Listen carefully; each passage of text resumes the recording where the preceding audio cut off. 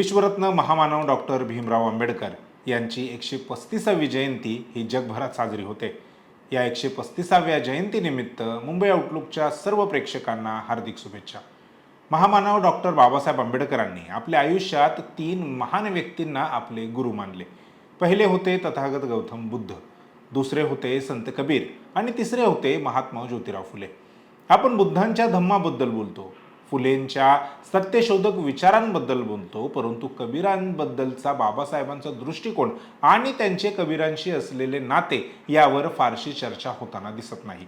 आंबेडकरी चळवळीत किंवा एकूणच बहुजन चळवळीत कबीर थोडे मागे राहिले आहेत का, आणि बाबासाहेबांसारख्या एका विद्वानाने एका विद्रोही संताला आपले गुरु का मानले? आज आपण यावर चर्चा करूयात। नमस्कार, मी संकेत आणि आपण पाहत आहात मुंबई आउटलुक। बाबासाहेबांचे कबीरांशी असलेले नाते हे केवळ वैचारिक नव्हते, तर ते संस्काराचे नाते होते। बाबासाहेबांचे वडील स्वतः रामजी बाबा हे कबीर पंथाचे पाईक होते। ते स्वतः कबीर पंथाचे अनुयायी होते आणि घरात दररोज कबीरांचे दोहे गायले जात असत। लहानग्या भीमरायावर मीरा के प्रभू किंवा कबीरांचे शब्द यांच्या खोलवर संस्कार झाला होता।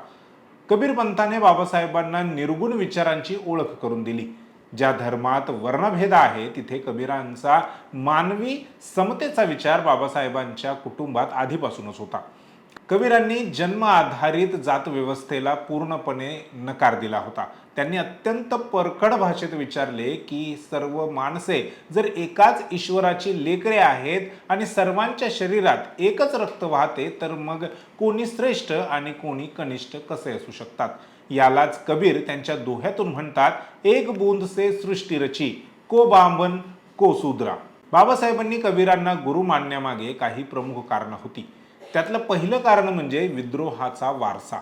कबीर हे मध्ययुगीन काळातील संत नामदेव आणि संत तुकाराम यांच्यासारखेच मोठे विद्रोही संत होते। त्यांनी पंडा पुरोहितांच्या कर्मकांडावर आणि मौलवींच्या कट्टरतेवर सारखाच प्रहार केला। पोथी पडी पडी जगमुआ, पंडित भयानकोय असे म्हणणारे कबीर बाबासाहेबांना भावले होते, कारण बाबासाहेब ही ग्रंथ प्रामाण्यवादापेक्षा विवेक प्रामाण्याला महत्त्व देत होते। दुसरं कारण म्हणजे संत कबीरांनी जाती व्यवस्थेवर केलेले प्रहार। कबीरांनी माणसा माणसातला भेद नाकारला होता। जात न पूछो साधू की, पूछ लीजिए ज्ञान हा विचार बाबासाहेबांच्या ॲनिहिलेशन ऑफ कास्ट या पुस्तकात प्रखरतेने जाणवतो। तिसरं कारण आहे संत कबीरांचे तर्क आणि त्यांचा विज्ञानवाद। कबीर हे केवळ ईश्वराचे नाव घेणारे संत नव्हते, तर ते तर्क करणारे विचारवंत होते। त्यांनी चमत्कार नाकारले आणि कर्माला अधिक महत्त्व दिले। हाच विज्ञानवादी दृष्टिकोन बाबासाहेबांना त्यांच्या वैचारिक प्रवासात महत्त्वाचा वाटला। बाबासाहेबांनी कबीरांचे विचार केवळ वाचलेच नाहीत, तर ते जगले सुद्धा। जेव्हा बाबासाहेबांनी मनुस्मृतीचे दहन केले, तेव्हा त्यामागे राष्ट्रपिता महात्मा फुलेंचा विचार व कबीरांचा तोच संताप होता, जो त्यांनी पाथर पूजे हरी मिले तो मैं पूजू पहाड असे म्हणताना व्यक्त केला होता। कबीरांनी ज्याप्रमाणे ब्राह्मण धर्माला दांभिकपणावर प्रहार केला, त्याचप्रमाणे बाबासाहेबांनी हिंदू कोड बिल आणून आणि धर्मांतराची घोषणा करून सामाजिक विषमतेच्या मुळावरच घाव घातला। भारतीय संविधानाच्या उद्देशिकेत जी बंधुता आपण पाहतो, तिचे मूळ कबीरांच्या विचारात आहे। बाबासाहेबांनी संसदेत स्पष्टपणे सांगितले होते की माझे तत्वज्ञान मी कोणत्याही परदेशी राज्यक्रांतीतून घेतलेले नाही, तर ते भारतीय मातीतील आहे। बुद्ध, फुले व कबीरांच्या मानवतावादातून प्रेरणा घेऊनच त्यांनी संविधानात समता आणि बंधुता या मूल्यांची पेरणी केली। कबीरांचे बेगमपुरा हे असे एक शहर जिथे दुःख नाही, हेच बाबासाहेबांचे प्रबुद्ध भारत होते असे म्हटले तर वावगे होणार नाही। 1956 मध्ये धम्मचक्र प्रवर्तनानंतर संपूर्ण समाज बौद्ध धम्माकडे वळला। बुद्ध हे संघटित परिवर्तनाचे प्रतीक झाले, तर कबीर हे साधनेचे आणि विद्रोहाचे प्रतीक राहिले।